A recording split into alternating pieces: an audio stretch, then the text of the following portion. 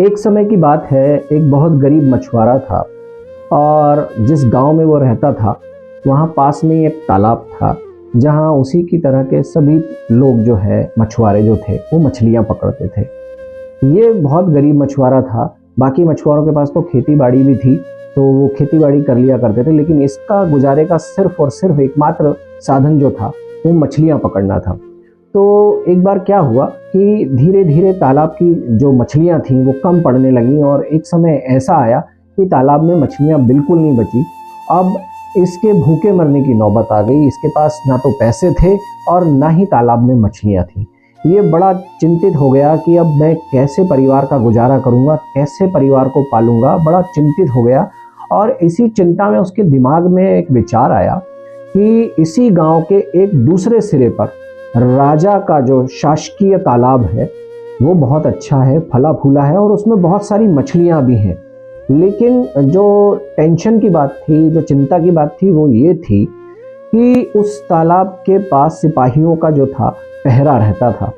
अब क्योंकि बात भूखे मरने की आ गई थी, बात जान की आ गई थी, परिवार की चिंता सता रही थी, तो उसने मन में विचार किया कि चाहे कैसे भी हो मैं आंख बचाकर, नज़र बचाकर सिपाहियों के इधर उधर होने पर तालाब में घुसूंगा और 3-4 मछलियां पकड़ कर लाऊंगा, बेचकर उनसे पैसे मिलेंगे तो कम से कम घर में खाना आएगा।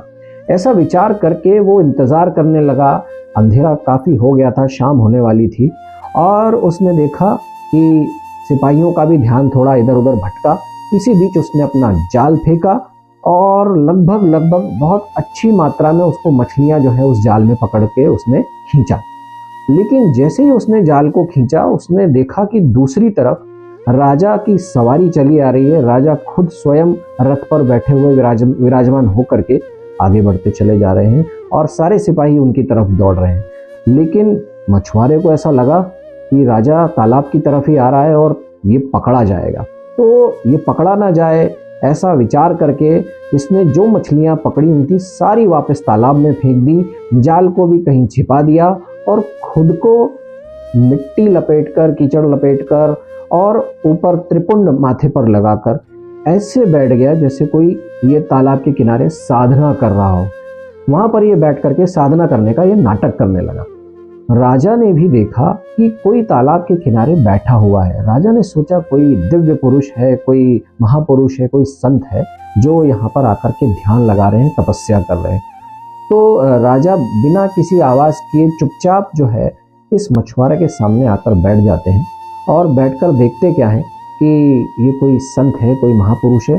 इसी गलतफहमी में राजा ये सोचते हैं कि चलो इनके सामने शीश झुकाया जाए। तो राजा उनके सामने शीश झुकाता है उस मछुआरे के सामने और एक पोटली रख करके चला जाता है और सिपाहियों से कह जाता है कि इन्हें कोई डिस्टर्ब मत करना, इनके आसपास कोई मत जाना, इन्हें तपस्या करने दो, ये बड़े संत हैं और किसी भी तरह से इनको कोई कष्ट नहीं पहुँचे, हमारे राज्य के ये एक अच्छे सम्मानीय नागरिक हैं।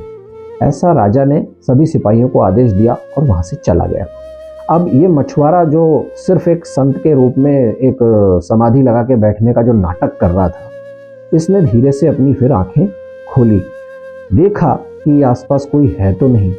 जब इसने संतुष्टि कर ली कि आसपास कोई नहीं है, तब क्या किया, इसने उस पोटली को खोला।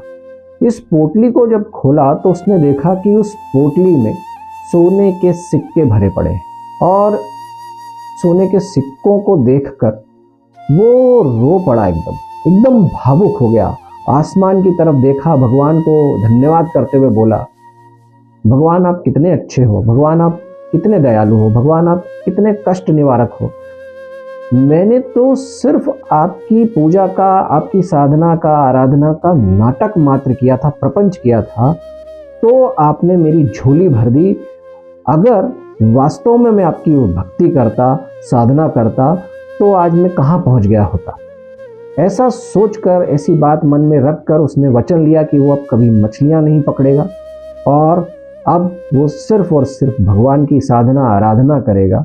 और देखते ही देखते वो एक बहुत महापुरुष व्यक्ति बन गया, एक बहुत बड़ा संत बन गया। तो ऐसा ही है दोस्तों, कहते हैं अगर हम भगवान की सच्ची भक्ति करते हैं तो भगवान भी हमारी रक्षा करते हैं और हमारी मदद करते हैं। जय श्री कृष्ण।